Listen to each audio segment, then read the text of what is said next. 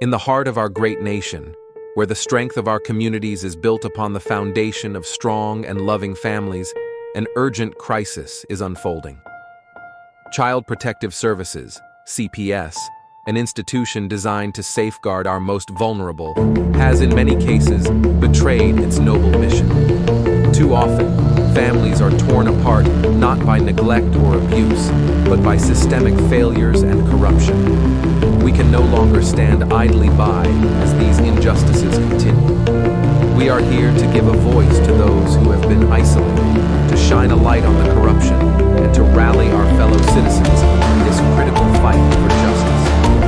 Every day, countless families are caught in a web of bureaucracy and abuse of power, their lives disrupted and their bonds shattered. Children, who should be nurtured and protected, are instead placed in situations that can be just as, if not more, harmful than the circumstances from which they were taken. Parents, often bewildered and powerless, face insurmountable odds as they fight to reunite with their children. This is not the America we believe in. We cannot allow these injustices to persist.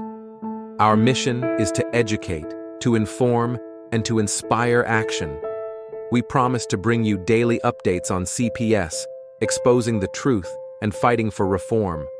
We must remember that the future of our nation depends on the strength and unity of our families. By standing together, we can hold CPS accountable and ensure that it fulfills its true purpose, protecting children and preserving families.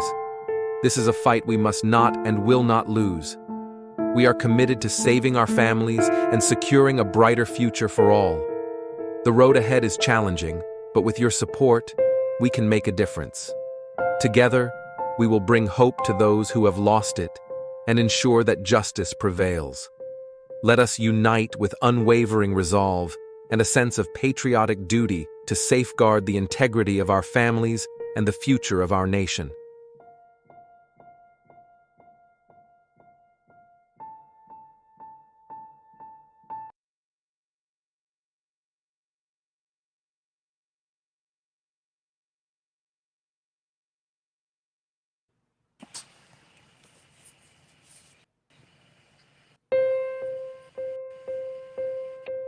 In the heart of our great nation, where the strength of our communities is built upon the foundation of strong and loving.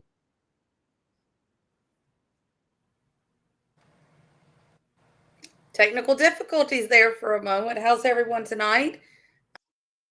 I am Kim Page. Let's turn the page. Tonight I have Miss Mac. I think we decided that Tuesday we didn't have enough time to be able to get all of our information out, so we decided to bring her back, and we're gonna pick up where we left off. But before we start with that, Amy and I have been talking about a parent that I have been assisting for about a month now. CPS has been quite literally. Hi, Tammy. So this parent actually sent me her ring video of CPS and how they were beating at her door.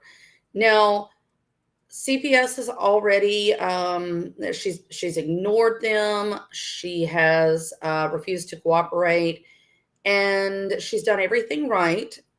She is actually sending out a cease and desist. Sent out cease and desist this afternoon, so they should receive it within the next day or two.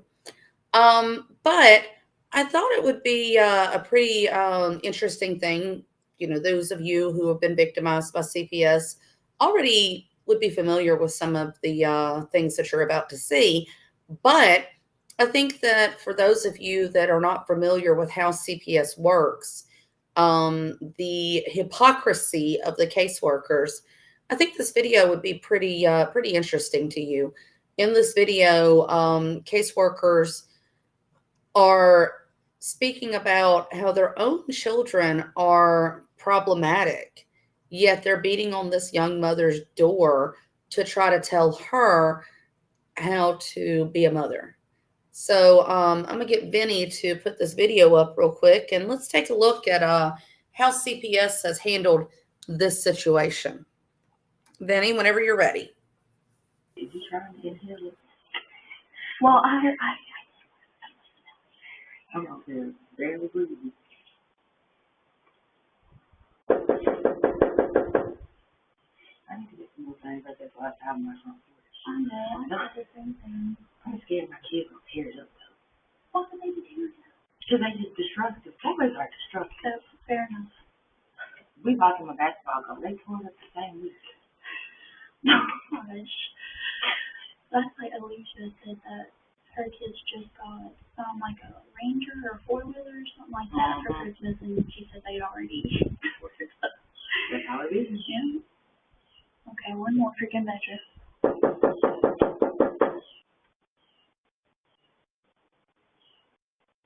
You don't want to be there. I'm not gonna be able to. You wanna show me? I know you didn't. I don't do it. They might watch me. They might still be asleep. I wouldn't be waking up. Not 40 minutes. All right. Okay, go as it is. I hope that stays there. It should. Should be big enough. Yeah. There we go.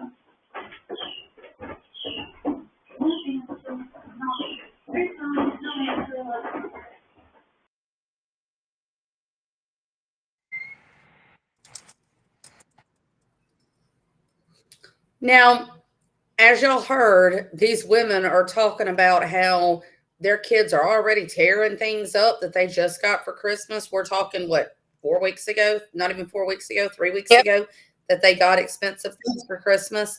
And, their kids are tearing things up. That's how kids be. But wait a minute. They're coming in there and knocking on this parent's door, trying to tell this parent how to be a parent. And their kids are hellions. So, I'm kind of confused exactly as to why CPS thinks that they have the right to be able to tell another person how to raise their kids when their own kids are little shitheads. Interesting that they think they can do that. But if you'll notice there at the end, the black lady's talking about, I'd have been beaten on the door. And then she's talking about how it's 10 o'clock in the morning. This woman should be up by now. Parents, you need to do exactly as this mother did. This mother contacted me as these women were standing on the other side of her door. And she did not answer it. She took her children to the back of her home away from the front door so that the CPS workers could not hear that anyone was there. And she ignored them. She was terrified the entire time, shaking. Her anxiety was through the roof. But she did exactly what each and every one of you should do if CPS knocks at your door, and that is ignore them. Ignore them. Now, this mother, she actually told me she went to leave, and these workers 30 minutes later were sitting in their car waiting for her to come out of the door. They fortunately did not see her, and she was able to get back inside and wait for another hour or so before she left home. Her children are safe. They are not in the custody of these child traffickers. But this woman has been dealing with this for a little over a month now, December 13th. And the reason that she allegedly had a visit from CPS is because, according to the CPS worker, the pediatrician called CPS because her children were dirty. She sent me a photograph of the children while they were at the doctor's office. None of these kids look dirty. One of them looked like they might need a little bit of their face wipe, just a touch, but they're all about 2.5 years old, 3 years old. The one whose face looked like it needed to be wiped is autistic. And if you know anything about an autistic child, most of the time they do not like to be touched. The only other issue is her little girl's hair was a mess. And if any of you have daughters, you know they do not want you touching their hair. They hate it. That was it. Everything else about these children looked absolutely perfect. So the only thing that it says to me is that this doctor is connected Can I add something? to. Yes, ma'am. Absolutely. Go ahead, Firstly, Amy. was this in Alabama? I'm assuming it was.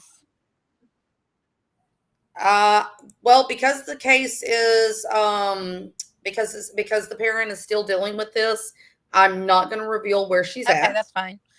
But for argument's sake, let's say that it is, so that we can have that discussion since you and I are more familiar with Alabama Right. laws. For argument's sake, let's say that she is in Alabama. Let's say she's in Jefferson County, Alabama. It that was irrelevant, except I was gonna add, there was a mom in a Birmingham mom group yesterday, day before, I don't know, I saw it yesterday. She posted anonymously. First of all, it doesn't matter what anyone's beliefs are about vaccines before we get any further into this. She'd mentioned to her doctor that she was researching things, and firstly, the doctor said, "Oh, just do what we say." She said that felt strange to her, but she continued to go to that doctor because that was their provider. And the provider added to her the last time they were there, which I guess was this week or something, that if she decided to delay any vaccines or to stop getting them, not only were they going to dismiss her as a patient, which they can do as long as they take care of her children until she finds another provider, but the doctor also stated that she would report the mother and the children to DHR for medical neglect. There's Alabama law stating that they can't do that. So that's one, if not two. I'm assuming it's a different doctor than the one in the story you just told. There are at least two doctors in Alabama making false DHR reports or threatening to make false DHR reports. Right. Yep. And this is something that happens every single day. You have a right to vaccinate or not vaccinate your children. And let me actually say one thing. I'm not sure if this is the way it works in every other state, but this is the way it works in Alabama. When you have Medicaid, Medicaid assigns you to a doctor. You don't get to choose your own doctor. So Medicaid allows CPS to commit Medicaid fraud by billing Medicaid for services that CPS provides, such as home visits or going to court, things like that. And then Medicaid also assigns you to a doctor for your children. Kind of a little bit wonky there.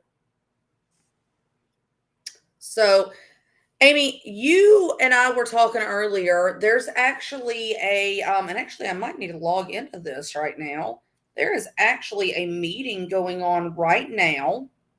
A virtual foster parent interest meeting. Yep, that is actually what's going on right now. Let me see if I can locate this because I was going to sign on to it. It is being hosted by Alabama Baptist Children's Home and Family Ministries. Yep. So, y'all, the mother that I've been helping, she actually just messaged me.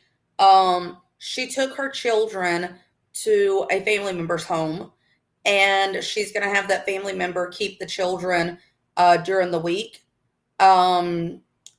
while she packs up because they're actually moving. So her children are safe. Good.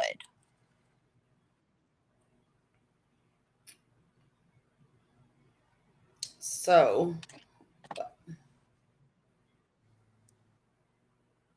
she said it feels really lonely and sad that her kids aren't there right now. These are beautiful little kids. I've seen the children. I've seen pictures of the kids. These are beautiful little kids. And there's nothing at all that I've seen about these kids that at all would warrant a call to CPS. Well, Except Kim, are they blonde haired and blue eyed? Because 67% there we go. of the people, of the children I know of that are in foster care in Alabama are blonde haired and blue eyed. 75%, I think, was the 67. no, Oh, no. I was talking about the when we did the poll in the Alabama Parents Helping it wasn't Children 75, page. it was 67. Okay, 67. Okay, all right. Well, 67% are blonde hair, blue eyed children, and yes, her children are blonde hair, blue eyed. That's all it is. And the other side and say, we got to think about this for a little bit. So we are on. That's okay too. You've got your TIP certificate. You can take a few weeks or a month to think about it. If you decide you want to go forward, you can call us back and we can pick up the process. And then we always have some families who go through it and go. So we're gonna have this on in the background while Amy are talking. So Amy, you were speaking about something earlier about some of the other classes that this Alabama Baptist. Hey, Kim, I'm gonna have to cut that off. Tell me. I can't in the background. Okay. All right, I'll tell you what I'm gonna do. Go ahead. Okay. I'm gonna put it on my headphones so I can hear you and it. Okay, good, because the feedback was awful. Alabama. No problem. Alabama Baptist Children's Home and Family Ministries, which is who's doing that online virtual foster parent interest meeting, also made a post today. We have about 6,000 kids in foster care in Alabama every year. Why would we have roughly the same number every year, first of all? Because aren't children being adopted out? Aren't children going home? Aren't children... Some of these children are passing away. So why do we have roughly the same number of foster care every year? Is that their goal number? That's my first question.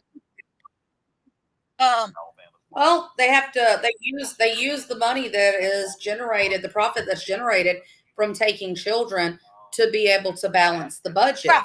So at the very least, that is likely their goal. Right. We have about 6,000 kids in foster care in Alabama every year, and we need more foster parents to care for these children.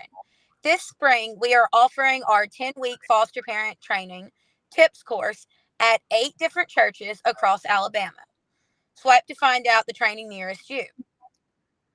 And these are the churches: Greater Peace Baptist Church in Auburn, Alabama; Shades Mountain Community Church in Birmingham, Alabama. This one is also providing dinner and childcare during the classes. Lindsay Lane Baptist Church main campus in Decatur, Alabama. Calvary Baptist Church in Dothan, Alabama. West Mobile Baptist Church in Mobile, Alabama. First Baptist Church Prattville in the Montgomery area. Iron City Baptist Church in Anniston/Oxford, Alabama, and Calvary Baptist Church in Tuscaloosa, Alabama. That one is also providing dinner and childcare, and it has the same name as the church in Dothan, but I'm not sure if they are actually attached or not. And all of these classes start between January and March, and they all end about a week before school gets out in the summer. So they'll have all these newly trained foster parents just in time for the summer to snatch their children.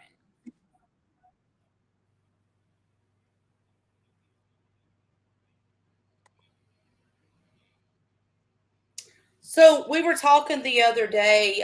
You were given some numbers. Do you recall what those numbers were, Amy? I'm pulling them up now. Give me just a minute to get down there to it. Okay. Oh, all right. I'm trying to put a couple. Go ahead. This is another post that Alabama Baptist Children's Home and Family Ministries posted about a week ago. Big news. In 2024, we served 460 foster children. Okay, firstly, for those that don't know, Alabama Baptist Children's Home has children's homes throughout the state that they house foster children at. Often these homes are girl only or boy only or little bitty kid only or whatever their specialty is. They have these group homes on top of having foster parents that are licensed through Alabama Baptist Children's Home. Yet they're claiming they only helped 460 children. Just right around Thanksgiving, they were raising over $50,000 to continue their operations and this and that, on top of everything else they get and their monthly donations and this and that. You've got all of this money, you've got all these group homes, you've got all these foster parents, but you only helped 460 children with this abundant amount of money. I know property costs money and paying folks cost money and things of that nature if you want to look at it from a business side. But all of this money, and you didn't even help 500 children, which would be, hold on. They didn't even help a 12th of the children in Alabama. But they're the biggest one screaming, help the foster children, help the foster children. They didn't even provide services to a 12th of the children in care. And the reason they don't provide those services is because it cuts into their profit. Mm-hmm. And when I was in one of the group home locations is in Mobile, Alabama. That particular location is a girls only home. And I went to middle school with several girls from this group. They needed severe therapy from being in the group home and from family situations. Some of them did not come from good places. They were often dirty, unkept, hungry. You know, the things people get their children taken away for. There was even one little girl, I'm not sure how she come into care or whatever you want to call it, that was extremely unkept, dirty, matted hair, smelled like pee. And this was a child in their care. I know she may have had some sensory needs or some other developmental things that may have been going on, but we were in middle school, not in kindergarten, and they allowed this little girl to come to school dirty, matted hair, and smelling like piss, instead of trying to get to the root cause of what was going on with her and giving her some schooling on the center while they handled her issues so she wouldn't get picked on and bullied at school. They go on in this post to say each child could experience hope and healing through God's unchanging love. Your prayers and support made this possible. Thank you for partnering with us in this life-changing work.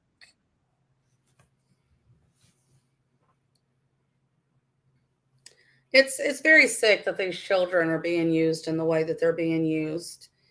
You know, one of the other graphics for tonight's virtual interest call is a picture of a little black boy being hugged by a white woman, and the title is "Kids Without a Home Need Yours," alluding that these children are feral cats out in the parking lot. Yeah. I don't think this little boy is a feral cat in the parking lot. And you know, that right there, that picture itself. He has a home. Well, that picture. Oh, guess what, guys? I got kicked out of the chat. I got kicked out. They didn't like hearing the truth. Did you say something? They didn't like hearing the truth.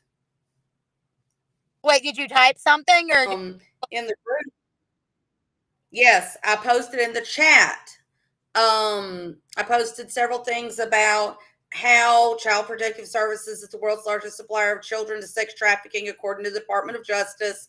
I put in there, if you're planning on being able to do any of this, you need to make sure that you ask to see the court records, because CPS will lie to you.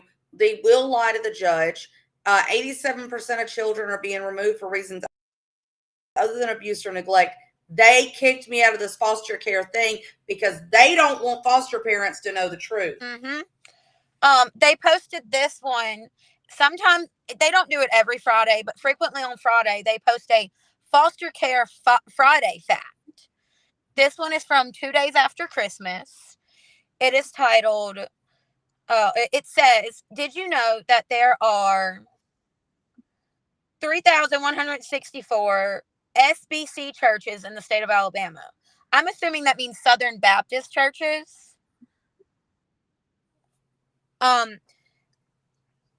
If I'm incorrect, okay, it does say that. I see it further down.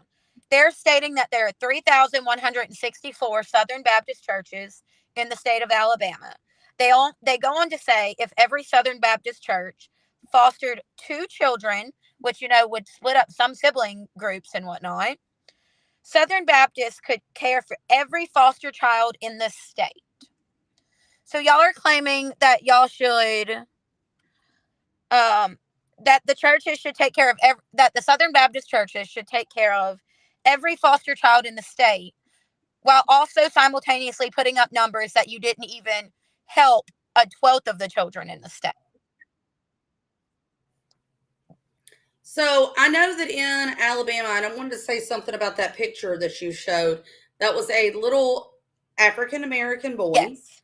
and a Caucasian adult woman that I'm assuming is supposed to be his caregiver in this particular situation. Right.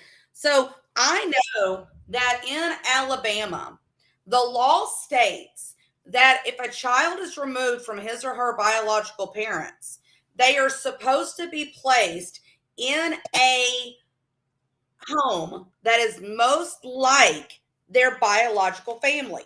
For example, if they are African American, they need to be placed with an African American family. If their parents are heterosexual, man and woman, they need to be placed with a heterosexual couple.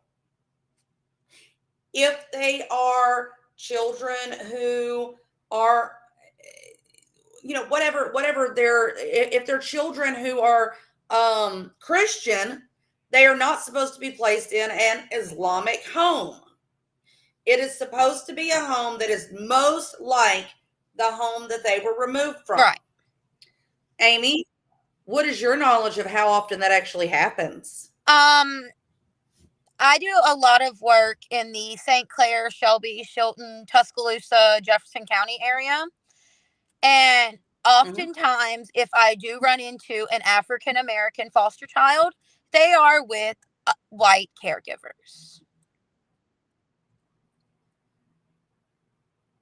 I believe that your situation, your children are placed with people who have completely different beliefs than you do. Is that correct? Correct. Let me read this this pity story that they posted a week before Christmas. They supposedly changed these children's names when they use their story on a post, but I don't know if they do or don't. They changed this child's Hold on. They changed this child's name to He's, do what? they're getting into the question and answer. I want to see if they kick me out again. I've gotten back into it under another name. Let's see if he gets back, if he says anything, addresses anything that I have to say. Your generosity gave Emery more than just a safe home. This Christmas, she has learned about Jesus for the first time and gave her heart to him. Your kindness is in transforming lives one child at a time. To make a difference through giving this Christmas, give to this organization. Thank you. And this is the story they tell about Emery. Emery is 9, by the way. They're claiming that she didn't know anything about Jesus, which tells me that Emery his family is probably not Christian. They might be Jewish or Muslim or Buddhist or anything of that nature. When Emery entered foster care at 9 years old, she didn't know the story of Christmas beyond Santa and Frosty. While in care, her foster parents shared the true meaning of Christmas while setting up the nativity. This connection to baby Jesus, who had no room in the inn, deeply resonated with Emery. She lived most of her life feeling unwanted. So we don't know who Emery is or anything about her backstory, but they're alluding that Emery did not know anything about Jesus or Christianity and that she felt unwanted most of her life. I mean, this could be true. We're not sure where Emery came from, but just to assume this is kind of ooky. Shortly before Christmas, she asked Jesus into her heart. This Christmas season, we want to celebrate the life-changing impact of your generosity. Emery found more than just a loving home. She found salvation and hope in Christ. Your gifts provide more than shelter and meals. They create moments where children like Emery experience the love of God. And okay, if that's what Emery believes when she's a grown adult, that's fine. That's dandy. She's a 9-year-old child who knew nothing about any of this, which tells me that this is not the religion she's being taught or was growing up in her home. And now they're claiming that she was unwanted, finally found a home, and invited Christ into her heart. So I'm assuming that they didn't mention it, but I'm going to assume that they allowed this child to be baptized without her parent and family's approval, knowledge, or anything of that sort. And this could go for any religion. You can't pick up foster children and then try to shove a religion down their throat, which may be different than their actual family.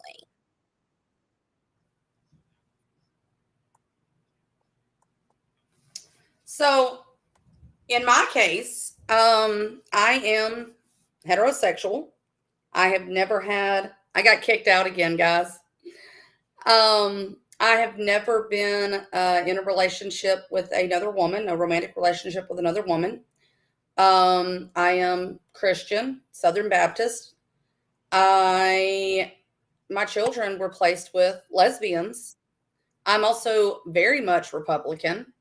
Um, my children were placed with lesbians who do not believe in God and who are Democrats. Absolutely the complete total opposite of me. Okay, Paul. So I was sorry, Kim, for cutting you off, but before I forget to say this, I'm gonna repeal my number of 50,000 that they were trying to raise. I think that was their goal, but here's a post from December 4th. So right after Thanksgiving, there's Black Friday and Cyber Monday and Giving Tuesday and all of those things around Thanksgiving. Their post from December 4th says, "You really showed up this Giving Tuesday. Because of your kindness and generosity, we have raised over $630,000. The weekend after Thanksgiving, they raised over $600,000. Not counting, monthly donations or collection plates that different churches might have or anything of that sort that go towards them. They got over $500,000. Oh, that also doesn't count whatever DHR pays them to hold these children.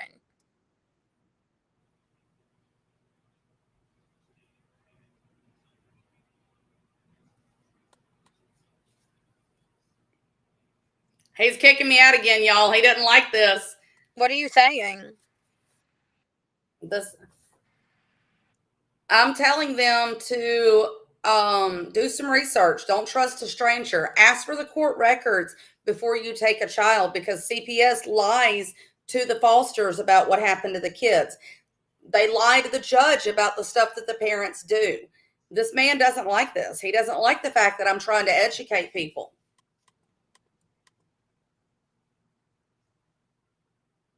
Yep, kicked out again. They don't like it.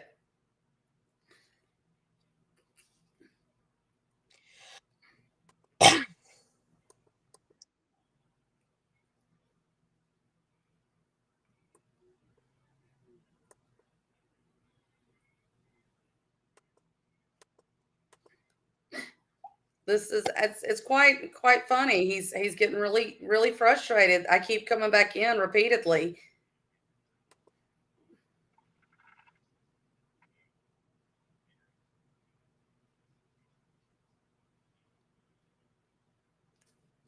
Hold on.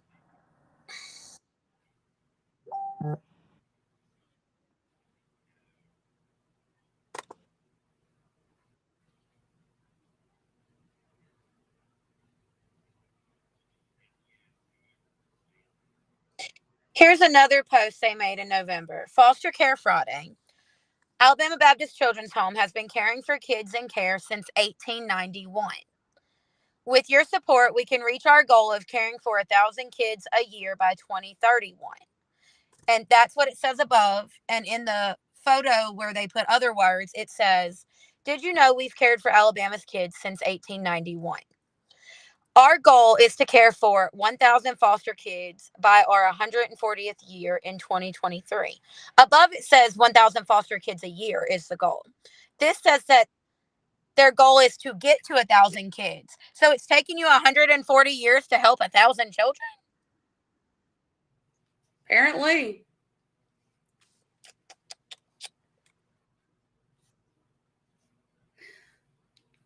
Well, Lady P, you missed this because you weren't in with us earlier. The Alabama Baptist Children's Home is doing currently a foster care training online to kind of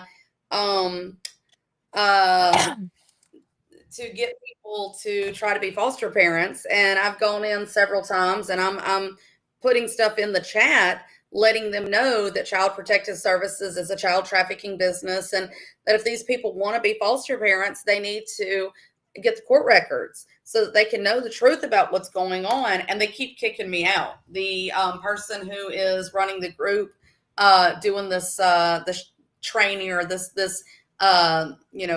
sales pitch, he keeps kicking me out because I'm putting all this stuff on here. They don't want foster parents to know the truth. They don't want foster parents to have anything to do with it. So they're getting quite pissed off at me because I'm going in and telling all this stuff. I've gone in under several names. The last one I actually went under Nancy Schaefer was murdered exposing CPS. So hopefully that will get some of these potential foster parents to do a little bit of research. It is absolutely necessary that we have some fosters, because there are situations where parents can't take care of their kids. Maybe if a parent has been in a car accident and they're sitting in the hospital for 6-8 months with a broken back and they have no family, then yes, there needs to be somebody that can take care of that child. Or if there's a mother that's been murdered and the children's father goes to prison for the one doing it, somebody needs to take care of those children. So we do need to have foster parents, but the foster parents deserve to be educated. So many of the foster parents that are involved in this situation are not involved because they want to traffic children. They are in, they're wanting to be part of this because they think they're helping children. And a lot of these fosters are victimized just as much as we are, and just as much as these children are. And they're victimized because the same thing that CPS does to us, they do to them, which is lie. They lie and abuse. They abuse the fosters so that they can have somewhere to shove the kids until they find somebody that'll pay top dollar for the children.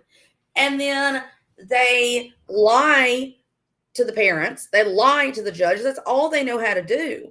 So, we get so pissed off at these foster parents, but we have to understand that they are only doing what they're doing because they've been lied to. I will. So the foster parents. I'm gonna cut you off for just a minute, Kim. I will say you are correct. However, there are some, like say in my case, where they have been shown the truth. They have been shown the proof. They have been shown all of that, and instead of continuing to be good, helpful people, they flip the script on you. They allow people to lie to you, even though you've shown them the proof. And then they attack you and further hold your children from you and things of that nature. And if you know, Correct. if you don't know the truth, you are a victim. If you know the truth and you're still compliant and complicit, then you are guilty. Right. Yep. But many of these foster parents, they're going into it with no idea what's actually going on, or these potential foster parents. Right. So, we need to not just look at trying to topple the foster care system, but we need to also start trying to educate potential foster parents as to what kind of business that they're about to associate with. And yes, there are many foster parents out there that simply do it either to get a paycheck or so they can have access to kids so they can P. Diddy them. There are those kind of things, but there are also parents that P. Diddy their children. Right. There are also parents that pop out baby after baby after baby so they can get more welfare checks. So it's it's the same situation, but we've got to look at it from both sides. We Right. can't just look at this situation as fosters are evil people just because they tried to foster. I wanted to be a foster parent years ago before I became involved with CPS. I wanted to do this because I was under the impression that these children were all abused and they needed somebody to love them. Now, I would absolutely love to foster because at this particular point, it wouldn't be so that I could, because these kids are abused. I would foster so that I could make sure that the parents and their children continue to be able to have that relationship. Did you? And I think that every one of us, if we have the ability to do it, you should. Did you see what Lady P said to ask them? I can't get back in, Lady P. I definitely would get back in if I could, but I can't get back in. But I believe they have these all the time, and I know they have them in your state. So see what you can do about finding them, and see if you can ask them. I can tell you that in Alabama, oh Lord, I think it was 2.5 years ago. You remember the Sturgis case? It was Spurgeon or Sturgeon. Tommy James actually took on the case. It was there were a set of foster parents that were in Florida, and they had been removed from being foster parents because the children in their care were being physically and sexually abused by them. They ended up losing their foster care license excuse me guys, hold on one second. I just heard a beat going on. Okay, sorry. So they lost their foster care license in Florida because of the abuse that was happening to the children in their care. They went straight to Alabama and immediately were given 6 kids. Those kids were also abused in their care. Alabama did no background checks on them at all. They just gave them all these children. And I believe, if I remember the case correctly, actually one of the children, I believe, was killed in their care. And they allowed these children. I haven't even heard this. They allowed these people. Oh yeah, this was look up Tommy James Law. You'll see what I'm talking about. This is a couple of years ago. I have a question though. If they're allowing waivers for, people who lost their foster license in another state, or sex offenders, or in my case, the foster dad is a former addict, and that's been a thing for many other people as well. If all of these people are allowed to have foster children waived into their care, Kim, does that mean that I can adopt your children and you can adopt mine? I mean, you know what? Let's file for adoption. Let's see what we can do. Let's find out. Because if all of these people with actual criminal records and drug records and because I don't have a criminal record. Do what? I mean, the extent of my criminal, I don't have a criminal record. The extent of my criminal history is traffic violations. So that should make it to where I could adopt your kids. But wait a minute, maybe I need a criminal record to be. That's what I was about to say. Or do we need a criminal record? Because maybe I should go knock over a CPS office. Maybe I can get some kids after doing that. I just joke facetiously. Lady P, what state are you in that commissioner waived like 160 waivers?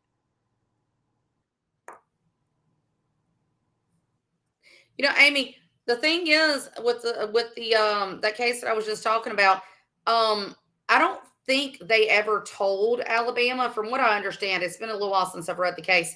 I don't think they ever told Alabama that they lost their license in Florida. I think they just told them they wanted to come. They moved and they wanted to continue being a foster parents that they used to foster in Florida. Well, the issue, and they would have had criminal charges, so Alabama should have pulled that on a criminal background check. Florida never charged them. And that's like I mentioned in a live I did on TikTok the other night that, I mean, I know this crosses into some, what's it called? Confidentiality type things, but if you choose to be in certain positions, you get no confidentiality. I think there needs to be a federal registry for CPS workers and foster parents. That way, if they go state hopping from one state to the other and they've done something, it flags them and things of that nature. And this list needs to be public so people can look at it. Because if things aren't public, there's no checks and balances. There's no someone being like, hey, this doesn't line up with that. And if there was a registry of people who were fosters, Alabama would have seen that they had fostered in Florida. Yep. And that they were removed. Yeah, but they're more interested in making a gun registry than they are a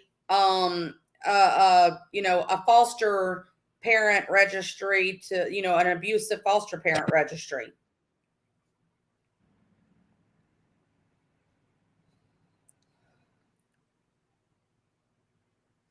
Yep. But Vinny, can you post my email address if you don't mind, please? I send it to you in the chat. Yep, fingerprint and DNA should be done. You're right. I mean, Dominique, I actually, in 2016, my ex-husband assaulted my daughter, and she was 14 at the time. She was on crutches, and I jumped on him to get him off my daughter. He ended up beating the crap out of me with her crutch. I defended myself, and in defending myself, I cracked open his head to his skull, and I was criminally charged. I was charged with felony domestic violence, and so was he. I ended up taking my case to the grand jury. He pled, but I took my case to the grand jury, and I ended up getting off on these charges. But when I was sitting in the jail, just on a charge, not a conviction, on a charge, they made me give a DNA sample. And they actually told me that if I did not submit DNA, the judge would actually order me to do so. And if I still didn't do it, I would have additional charges against me. So why is it that my DNA is sitting in the Alabama criminal database for a charge that my case went to the grand jury? It was no billed. That means the grand jury did not indict me. Okay. The grand jury did not indict me. Everything was dropped 100%. Yet my DNA is sitting there in the criminal database. But these foster parents who beat and molest and murder our children, there's nothing, absolutely nothing. It's freaking ridiculous. So, guys, I want to talk about, we've got a few minutes left before the show's over. So before we close out, Amy, I want to talk about the things that we do to be able to keep our sanity without our children being here. We spoke about the mother earlier, and she's been messaging me while we've been doing the show today. She took her children to a family member, and she told me, she said, it feels really lonely and sad that my kids are not here right now. She said, I've never been away from my kids a single day since they've been born. It feels so unreal, and I've been crying nonstop since I brought my kids to the family member. So, as Amy knows, and some of you are watching know, my best friend killed himself October of 23 because CPS took his kids from him. His wife had killed herself 3 years prior, 6 weeks after she gave birth to their fifth daughter. And CPS came in that night and tried to take his kids from him, telling him that you can't be the father of 5 little girls. A man can't raise 5 little girls as a single father. We were able to get his kids back the first time, but CPS would not stop coming after him. The local sheriff's department, one sheriff's deputy specifically, Al Crow of the Talladega County Sheriff's Department, kept coming after Christopher Buchanan to the point that Christopher took his life because the Talladega, Alabama CPS and the Talladega, Alabama Sheriff's Department, specifically Al Crow, would not stop harassing this man. Even though there was buku-doodles of evidence, Al Crow kept going around the county telling everybody that Chris murdered his wife. There was video evidence that she killed herself. And this son of a bitch went around the county telling 3 or 4 different stories of how Chris killed his wife. Chris is now dead. And we have 5 beautiful, blonde-haired, blue-eyed little girls that no longer have either of their parents here because Chris couldn't deal with this. Chris could not deal with the psychological ramifications of the bullshit that CPS was putting him through. So, Amy, what kind of tips do you have for parents who are in this same situation and the psychological strain of not having their kids gets to be too much? What do you do to help yourself not want to take your life? Talk to other people like you that have the same issues, or help people like us when you can. Or if you just want to ignore people, go to the animal shelter, go to a rescue. We have had 3 different foster cats since the beginning of the year, and we've gotten all 3 of them adopted, and I have to go pick up more cats Monday. Also, I have an update. I have an update on a mom that went to court today. Oh, okay.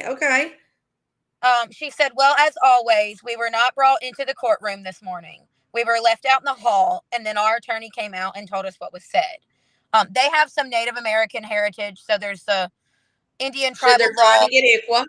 Yep. Right. ICPC with it and do ICWA. Right. They're trying to do ICWA.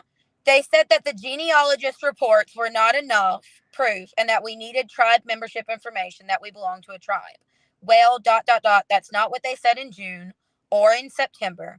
They also don't even know what to do with any of it. Our attorney and so-and-so's attorney said they didn't know how to handle this and that they were going to have to do some research. So they reset court for the middle of March. And I asked, what do you mean that y'all have not been allowed in the courtroom? And she said, we have not been in the courtroom the last 4 times. We are told to stay in the hallway. Now, my case, for anybody that knows my case started out in Shelby County, Alabama. It was bounced around Shelby County, St. Clair County, Jefferson County, Talladega County, and finally, what was that other county up there? Past Anniston, Oxford. Does it start with a who? Does it start with a C? Yeah. Cleburne County. Okay. So when I started in Shelby County, the judge refused to let any parents in the courtroom. The only way I was allowed in the courtroom was after I got rid of my attorneys. Well, I fired an attorney and then I hired an attorney, and that attorney that I hired, she died. So I ended up deciding to represent myself. When I started representing myself, that was the only time that I was allowed in the courtroom. But they ended up having 2 hearings when I had no attorney. I was representing myself, and they wouldn't allow me in the courtroom for those hearings. When Chris, when his case was up, they wouldn't allow anybody in the courtroom. The law states that we are allowed to be present for these hearings, but these courts are not even allowing the parents to be in there, so that we don't even have the ability to defend ourselves. With Chris, I ended up being allowed in the courtroom with his attorney because I work, when we work together with these cases, I am his clerk. So I was able to come in because I was part of the legal team. But Chris, as the parent, wasn't able to come in. So this is something that happened. On that note, when we did the 72-hour hearing for my youngest, which actually happened 6 or 7 days after, not the legal 72 hours, there was someone I knew that had put themselves as the attorney on record for the 72-hour hearing. She was familiar with the situation, but not as familiar as another law partner that works in her firm. So they had filed her as the assistant. They wouldn't even let the assistant to the attorney in the courtroom. Yeah. They don't want to do But any the of that. assistant couldn't pull papers and stuff, and they wouldn't let me go pull the papers and all of that. Mm-hmm. Yep. They won't let any of that happen. Anyway, before we end, I'm going to go ahead and touch on before you guys do both go read the private chat, because that will give you some knowledge into what goes on up here. Because you are in fact allowed in the courtrooms up here the entire time the hearing is going on. Mm-hmm. Well, see, Benny, the thing is, in Alabama, it depends on the county. Because when my case left Shelby County, I was allowed in the courtroom every time after that. They didn't stop. So the judges, they're not supposed to be blocking you. That is by state laws and constitution rights. You are allowed in that goddamn courtroom. Okay, let me update the rest of what this mama she just said. I asked her, have they ever been in the courtroom? She said yes. And then I asked her, like, are they having one of those attorney meetings without you guys, or are they holding court without you? And she said they are having court without us. No, they can't do that. And well, they just did in Alabama. Then it is not on the record, because they're doing everything back room, because they're not in that room for the hearing, which means they don't have to record because they are not there. Yep. Actually, because the parent themselves is not there, the case cannot be recorded by anybody but the court, because they're having confidential discussions about somebody that's not present to give consent. So, in other words, Amy, they need to do a FOIA. They need to do it for you. You're right. But I don't think that I know this parent and I know the judge that they're going before, that's not going to work. I can tell you something else that they need to do. One thing that I did with my case, well, yeah. One thing that I did with the court, when my case was in Shelby County, Alabama, I ended up asking the CPS attorney to produce her credentials, the right for her to be able to practice in the private sector. She did not have credentials to do that. See, what parents have to understand is there's a private sector. Are there different credentials for that? Yes. I bet Brandon Jackson's bird-beaked butt doesn't have one either. You can actually check on the Bar Association. You can actually check on the Bar Association. It will tell you if they're licensed to practice in either the private sector or the public sector. And since CPS has stakeholders, that means that they are part of the public sector. But they actually have licensing to practice in the private sector. They're not allowed to practice in the public sector if they have licensing for the private sector only, or public sector only. So anyway, make sure we're getting on time. Yeah. It's all right. It's all right to go a couple minutes over. Just when you go into the chat, our group chat, forward Amy the two things that I put in there: the under color of law form and the cease and desist, and then the motion to intervene. Yep, I'll send it to her. So anyway, guys, so we're going to go ahead because I know that we've got another show that needs to be coming up after this, and I don't want to cut into too much of their time. So I'm going to just tell you a couple of little tips that I use personally when I get into a situation where I'm in my feels and I just don't feel like I want to go on without my kids. I have found for me that I use herbal supplements to help with my anxiety. This is one of the ones that is the best in the world. This you can get at Walmart. When I say herbal supplements, I mean herbal supplements. Do not mean marijuana. It's 2025. Have you heard of marijuana? I'm joking. However, in some states, It's illegal. it is I legal to know. use marijuana. And some people find it very, very, very helpful. In Alabama, however, it is not legal to use marijuana, so that is not something we participate in. It's not something that we suggest even because of it being illegal. Amy's a jokester. But that's one of the things I use. Actually, this is when Chris killed himself, I was on the phone with him just moments before he pulled the trigger. I was the one that had to notify his parents. I'm the one that identified him to the coroner. I'm the one that called the police. I am the one who cleaned up what was left of Chris. It almost killed me. It honestly almost killed me. My therapist, he actually, well, I have a psychologist as well that oversees the therapist as part of the law, and I see him once a year. He actually was so worried about my state of mind after Chris killed himself that at one point he thought he may have to admit me to the psychiatric facility.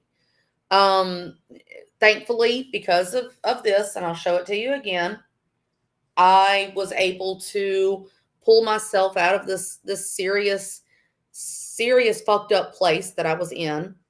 And what I do to keep from being able to go back into that place is I help others. Whether or not it is, I mean, whether it's helping you guys by doing the podcast, it's helping parents when they text me and say CPS is knocking at my door, whether it's helping people write their motions, or one of the other things that I do is do what? I think you should put cats in your bathroom. Yeah, no, I hate cats. You're no fun. Amy hates me for that, y'all. But one of the things that I do is in my apartment building, I have a lot of elderly folks who are on a very tight income, and they find it difficult to be able to afford to eat a real meal frequently. So I have begun preparing a meal once a week for them. It's soup season, so I've been doing soup for the past couple of weeks. And there's a warming center, so it's really, really, really cold right now. It's supposed to be snowing in the next couple of days. I mean, all the way in freaking Mobile is supposed to be snowing. That's crazy.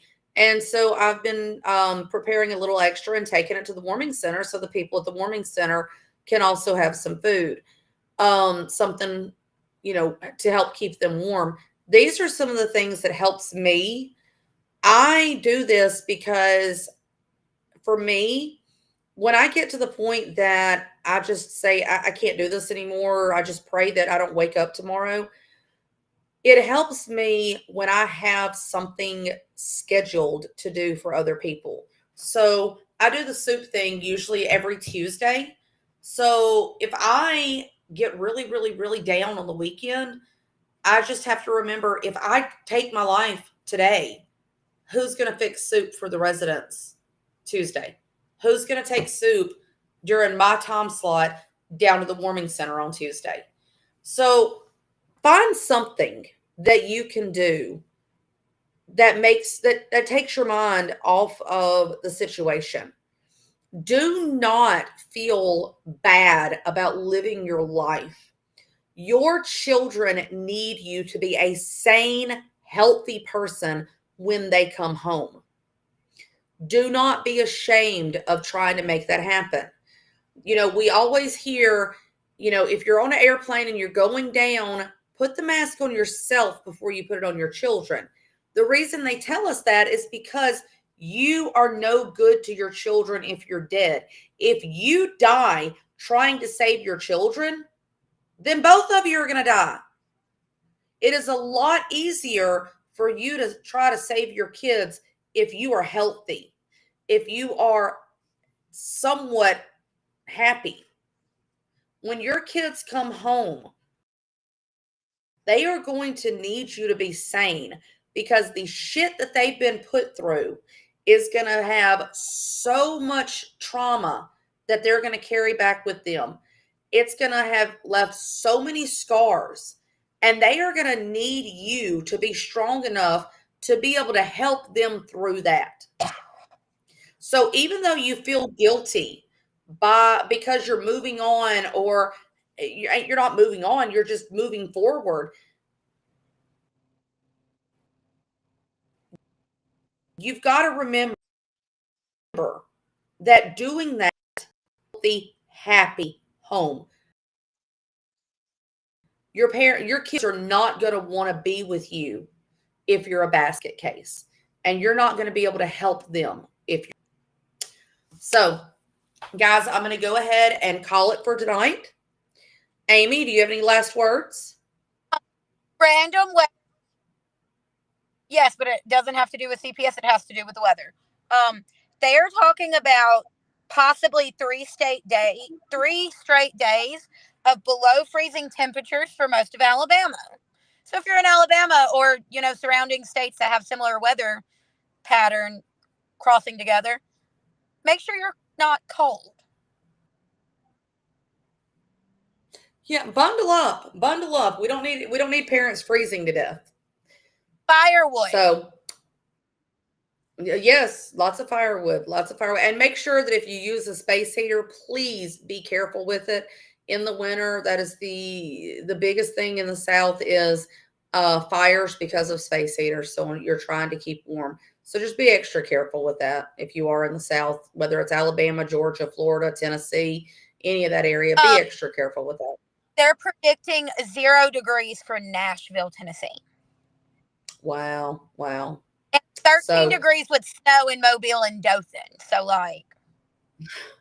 that is nuts. That is absolutely nuts. All right, guys. Well, listen, remember, if CPS shows at your door, even if they're there with the cops, you do not have to answer the door. Tell them to come back with a warrant or a court order. Do not open the door.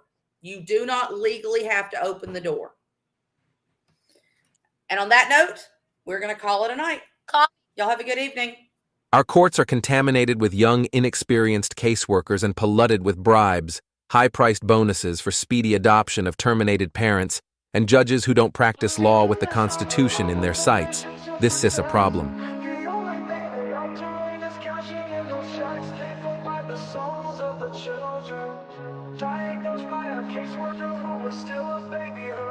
They take away the fathers, leaving just a mom and cubs. They know that with that out the way, the better things will go. Breaking apart the family, destroying the American way. Our legacy is built upon our families of yesterday. Fuck CPS, fuck what they doing. Fuck CPS, they need to be ruined. It's all about the division of family services. You hear that the division is what they about. They prey upon the family, the ones that the dad's been kicked out. We can't stand for this abomination. This is the song that needs to play across our once great nation, making us aware of the problem. Stealing our kids, it's not mama drama. Stand up for those who are lost to them. We need to fight for the family, making America great again.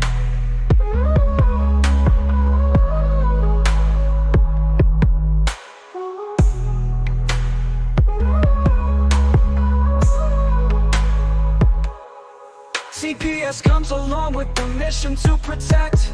The only thing they are doing is cashing in those checks, paid for by the souls of the children, diagnosed by a caseworker who is still a baby herself.